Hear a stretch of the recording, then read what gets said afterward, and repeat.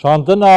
نفت یان بجن پترولا هرما کردستان جبو ترکیه جارکادن و لترکیه جبو بازارن جهانیین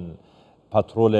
اروپای مجارکا گلکی گرنگل سر آسا نافچه و سر آسا جهانجی ده لوتکه که وهایا گرنگ یا ترکیه دا مجارا سرکه جارکادن شاندنا نفت هرما کردستان بو جبو بندرا جهان و در جبو بازارن اروپای گرنگیا شاندنا نفت هرما کردستان بو بندرا جهان و اروپای ده چه دایه ترکیه چاوا خو نزیکی و مجاره دیکتن هر وها حول نف دولتی جبو و یکی چنه چون بازارن جهانیین پترول لسر آستا اروپای تجی دیکتن وکد کربند دایان بشند ولوتکه دا آماجه پیکرو کو پیوستیا اروپای به نفت هرما کردستانیه من میوانه که برس علی اوگوست دیوریوز بسپور پولیتیکاین پترول و انرژیا نف دولتی کل انقره گلمه دکتور ایوار باش تو بخیراتی جبو کردستان 24 چاوا بحثا یان گرینگیا جارکادن شاندنا نفت هرما کردستان پترول هرما کردستان بو بندرا جیهان و لجیهان جی بو اوروپای دبینن Öncelikle birkaç zamandır خۆتان دەزانن ماوەیەکە kesinti yaşandı ve bunun yeniden başlanınca هەناردەکردن و ڕەوانەکردنی نەوت ڕاگیرا بوو ئێستاش هەندێک قسە هەیەکەوە لەوانەیە هەر لە پڕێکدا دووبارە هەناردەکردنی نەوت دەست پێ بکاتەوە و ئێمەش بێگومان چاڕەوانی ئەوەین من باوەڕم وایە کە پرۆسەکە زیاتر دواخراوە پێویستە بە زووترین کات دەست پێ بکاتەوە و بە بۆچوونی من لە چەند هەفتەی داهاتوودا دووبارە هەناردەکردنەوەی نەوت دەست پێ دەکاتەوە چونکە Irak, Kuzey Irak'ta Kürdistan bölgesel yönetimiyle de olsun. لەگەڵ هەرێمی کوردستان و هەروەها لەگەڵ حکوومەتی ناوەندی عراق تورکیا بازرگانیەکی فراوانی هەیە و بێگومان ئەم بازرگانیش بەردەوام دەبێت من باوەڕم وایە کە ئەمە شتێکی کاتیە و هیوادارین لە زووترین کاتدا دەست پێ بکاتەوە باشە لە گۆڕی پێشبینیەن وە ڤەکولینن وە لەسەر بوارێ نەفت و پەترۆڵێ بازار نفت لترکیه و لأوروپا پیویسی به پترول هرما کردستانی هیا انتا چند گرنگه جبو بازار پترول لترکیه و اروپا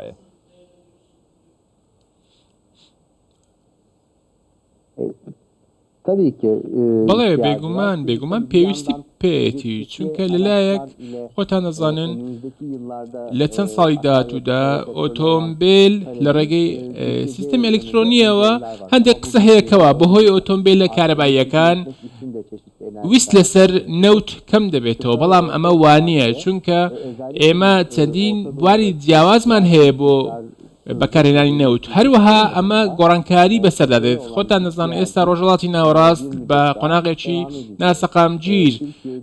تێپەڕ دەبێت بۆیە ئەمەش کاریگەریەکی ئەوتۆی هەیە لەسەرەوەیکەوە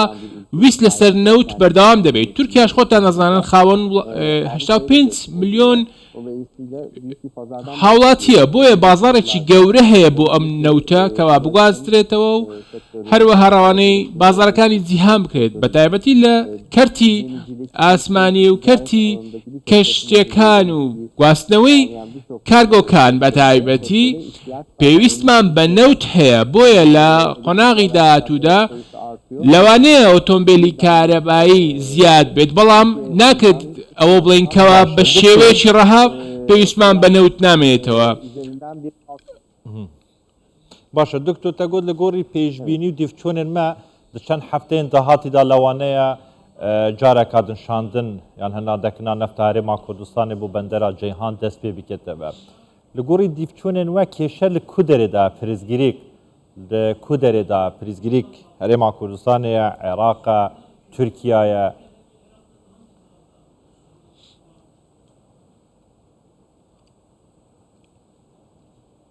Yani belli ki herkes de bir وا دیارە yani sorun olarak değil de sorun لە سەرجەم لایەنەکان ناتوانم بڵێم کێشە هەیە بەڵام ڕێکنەکەوتنێک هەیە لە نێوان هەر سێ لایەندا و هەر لەلایەن حکوومەتی ناوەندی و هەروەها هەرێمی کوردستان و لایەنی تورکیاش بە هەمان شێوە پێویستە هەر سێ لایەن ڕێککەون بۆ ئەوەی بتوانن دووبارە هەناردەی نەوت بکرێتەوە. من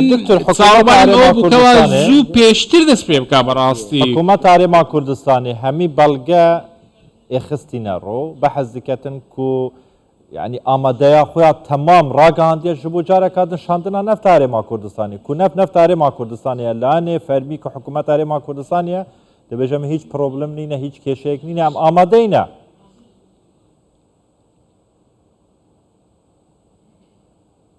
Yani teknik altyapı tam hangi aşamada onu لە ڕووی ژێرخانی تەکنیکیەوە دڵنیانیم لەوەی کەوا ئێستا لە چه ئاستێکدایە. من باوەڕم وا بووکەوە پێویستە چەند هەفتەی ڕابردوو دەستی پێکردبە. ئێستا خۆتان نەزان پرۆژەیەکی دیکە هەیە ڕێگای گەشەپێدانی عێراقیە لەوانەیە هەندێک دۆخی جیاواز هەبێ لەم پرۆژەیەوە بۆیە کاردانەوە و کاریگەری بەسەر ئەم پرۆژەیەوە هەبێت و لەوانی هەردوو چیان پێکەوە هەردوو پرۆژەکە پێکەوە دەست پێ بکات و هەناردەکردنیش دەست پێ بکاتەوە. بەڵام بۆچوونەکانی من لەو بۆ ئاراستەی بوون کەوا پێویست بوو زۆر زووتر هەناردەکردنەوەی نەوت دەست پێ بکاتەوە و ئێستاش خۆتان نەزانن لەوانەیە هەر لە چەند ڕۆژی داهاتووشدا دەست پێ بکاتەوە. باشە ژە مەها چار نەفت هەرێما کوردستانی هاتیە ڕاگرتن ئەف مەها 11ەیە دەربازی مەها 12 دەبێتن هەتا چەند باندوریەکە نەرینی لەسەر ئابووریە تورکیە دروستگیریە.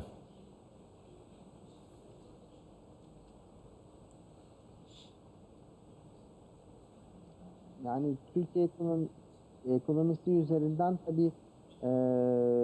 yani Türkiye ile ilgili başka bir لەبارەی تورکیاوە ئێستا خۆتان دەزانن جگە لە نەوت لە تورکیا کێشەی هەڵاوسان هەیە بۆیە دەتوانین بڵێن ئێستا تورکیا چەندین ئەڵتەرناتیڤی جیاوازیشی هەیە چونکە خۆتان دەزانن تورکیا لە رووسیا نەوت بە نرخێکی زۆر کەم دەکڕێت ویستی ئەوەشی هەیە کەوا لە هەرێمی کوردستانیشەوە بکڕێت چونکە خۆتان دەزانن هەم دراوسێتی هەیە و هەم زیکایەتی هەیە لە نێوان تورکیا و هەرێمی کوردستان واتە خاوەن دۆست و برادر یەکترین و هاوبەشیەکی زۆرمان هەیە و پێشتریش کارمان کردووە لەم بارەیەوە تەنانەت لە هەمان خێزانەوە کەسانێک هەبوون و کاریان دەکرد پێکەوە باوەڕم وایە ئەمە بەردەوام دەبێت. دواخستنی هەناردەکردنی نەوت بێگومان شتێکە کەوا نائارامی دروست کردووە. تورکیا لە ڕووی ئابووریەوە بۆ ئەوەی بتوانێت بە زووترین کات بەخۆ بێتەوە بێگومان ئەم هەناردەکردنەوەیە گرنگە چونکە نەوتی هەرزان لە ڕووی لۆژیستیەوە بۆ تورکیا زۆر باشە و ئەمە دەبێتە هۆی ئەوەی کەوا هێز بە تورکیا ببەخشێت هەر لەم بارەیەشەوە بەتایبەتی لە هەرێمی کوردستان و لە عێراق ئەو نەوتێکەوە لەوێوە دێت بۆ تورکیا وەکو دەرگایەک وایە دکتۆر ڕێڕەوێکی سەرەکیە تورکیا بۆ گواستنەوەی نەوتی عێراق و هەرێمی کوردستان بۆ بازاڕەکانی جیهان. توتبێژی پاشخستنە هەناردەکردنا نەفت هەرێما کوردستانی بۆ تورکیا نە ئەولەهی نە ئارامیەک دروستگیریە پرس ئەvەیە تورکیا جددیە لە سەرڤەیەکی و کار دکەتن بە شێوەیەکی ڕەش جددیاتی و جارێکادن نەفت هەرێما کوردستانی دەست پێ بکێتەوە.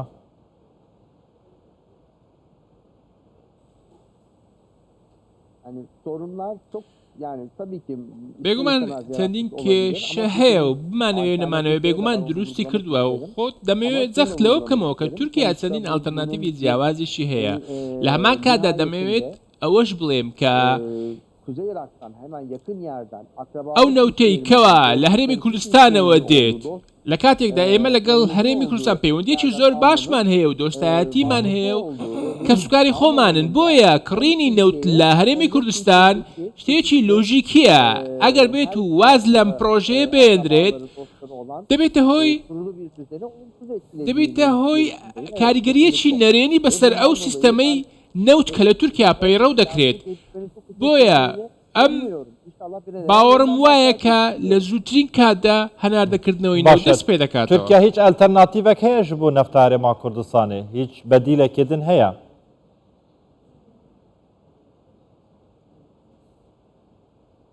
Yani Türkiye bildiğiniz gibi وەک دەزانن تورکیا üç kıtaya da yakın. Hani لە سێ Azerbaycan'dan کێشوەری alabiliyor, Rusya'dan جیاوازە و alabiliyor. نزیکە Çok واتە yüksek دەتوانیت نەوت لە piyasalardan alabiliyor. ئازەربایجان و Yani doğalgaz gibi öyle, رووسیا لە illa bir boru چەندین hattından شوێنی gelmesi دیکەوە وەربگرێت gereken واتە bir varile doğru. خۆتان Yani دەزانن farklı لە noktalarda ڕێگەی tabii تانکەرەوە daha کەشتی fazla تانکەریشەوە ülkeler دەتوانن alın, نەوت بکڕیت ئەمڕۆ ülkelerin. بۆیە Ama tabii پێویست dünyadaki نییە و مەرز نییە تەنیا لە ڕێگەی بۆری نەوتەوە ڕەوانە بکرێت çok arttığı zaman ya da çok ciddi کاتێک bir نرخی şirket نەوت olduğu zaman زیاد tabii, دەبێت هەموو لایەک خۆتان دەزانن دەیەوێت نەوت بکرێت بە